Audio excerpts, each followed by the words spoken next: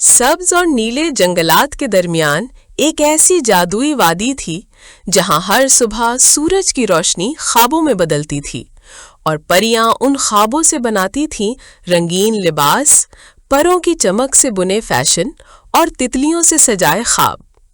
इसी वादी में एक खास परी रहती थी, गुल। वो सबसे निराली, सबसे जादुई। उसका सलून तितलियों से भरा रहता था और वहां हर ड्रेस एक ख्वाब से पैदा होता। लेकिन एक दिन कुछ अजीब हुआ। परियां अपने ख्वाब भूलने लगीं। कोई उड़ना भूल गई, कोई डिजाइनिंग। उनके पर मध्यम पड़ने लगे, आवाजें खामोश हो गईं। गुल को एहसास हुआ कि कुछ बहुत गलत हो रहा है। उसने अपनी जादुई कंघी संभाली और ख्वाबों का सिराग लगाया।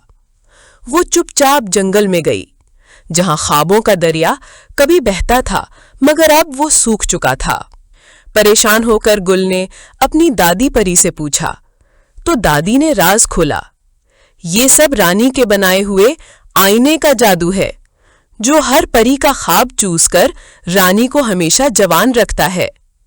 गुल ने सच बताने की कोशिश की, मगर सब ने उसे ख्वाबों में खोई पागल परी कहा। और फिर एक अंधेरी रात रानी के सायादार सिपाही आए।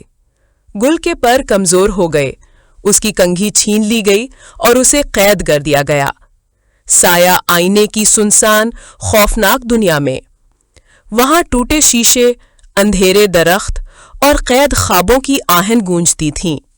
गुल ने रोना चाहा, हार जाना चाहा, मगर एक ख्वाब उसके दिल में अब भी रोशन था। उसने उस आखिरी ख्वाब की रोशनी को थामा और उससे तख्लीक किया सच का आईना। एक ऐसा आईना जो सिर्फ नेकी, सच्चाई और मोहब्बत से चमकता था।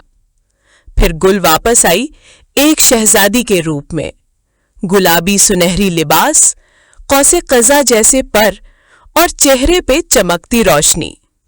उसने रानी के सामने सच का आईना रखा और जैसे ही रानी ने देखा, आईना उसे उसका असल चेहरा दिखाने लगा।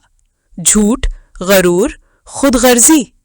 रानी चीख उठी, आईना चटक गया और साथ ही वो जादू भी जिसने ख्वाबों को कैद किया था। वादी में रोशनी वापस आ गई, परियों के पर दोबारा चमकने लगे। सब ख्वाब तितलियों की तरह लौट आए। अब गुल को ख्वाबों की मौमार कहा जाता है, क्योंकि उसने सच, नेकी और ख्वाबों से दुनिया को फिर से जगमगा दिया।